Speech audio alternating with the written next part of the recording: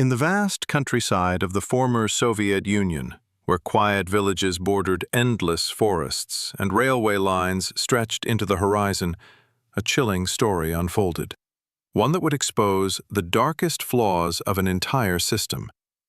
This is the story of Andrei Chikatilo, the man the world would come to know as the Butcher of Rostov. Andrei Chikatilo was born in 1936 in a Ukraine devastated by famine and war. Hunger, fear, and loss were all he knew. His childhood was filled with hardships no child should endure, harsh punishments, constant humiliation, and emotional isolation. The world around him was grim, and the scars of those early years never fully healed. To neighbors, he was simply a shy, awkward boy. But inside, something much more troubled was taking shape. As he grew older, Chikatilo tried to reinvent himself.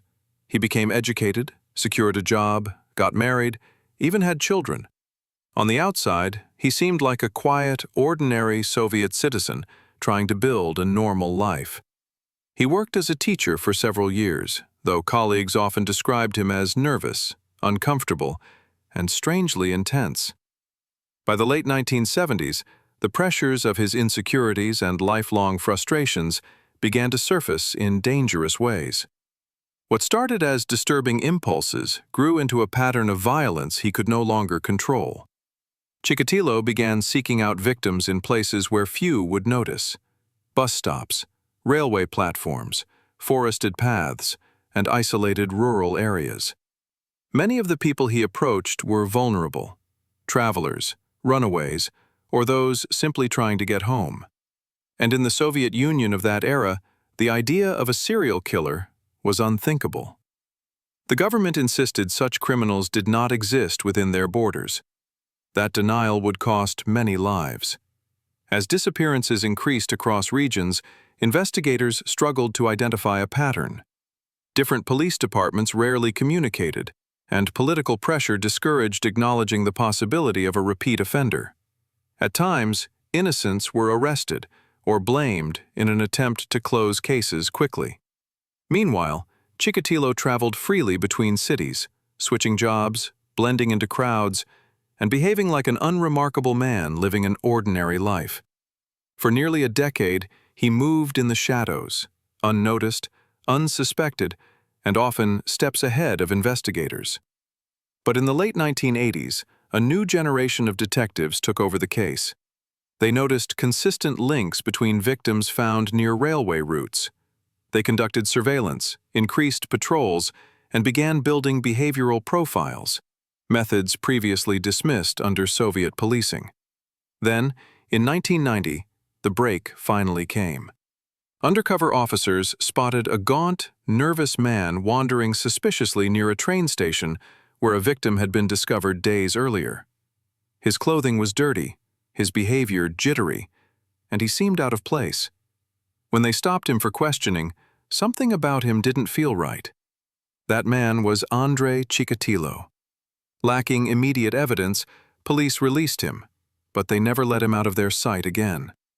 Over the next weeks, investigators gathered clues, interviewed witnesses, and traced his movements. Soon, the growing mountain of evidence pointed to one conclusion: the quiet, awkward factory worker was connected to numerous disappearances. Chikatilo was arrested once more. This time, he didn't walk away. During long interrogations, the facade he had built over decades began to crumble. The respectful family man, the diligent worker, the modest neighbor. None of it matched the reality of the crimes linked to him. Over time, he confessed, revealing details only the true perpetrator could know. The scale of his actions shocked the entire nation. When the case went public, the Soviet population was horrified. For years, a serial predator had crossed borders unchecked, not because he was invisible, but because the system designed to protect people refused to acknowledge the truth. Chikatilo's crimes became a harsh lesson, highlighting outdated investigative methods, miscommunication between regions, and the risks of suppressing information for the sake of political image.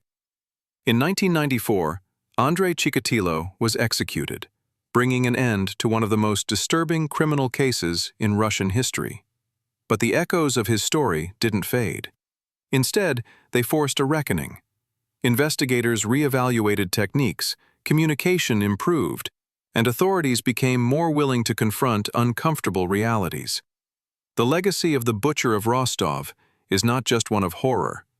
It's a reminder of how denial, silence, and systemic failure can allow danger to thrive in the shadows.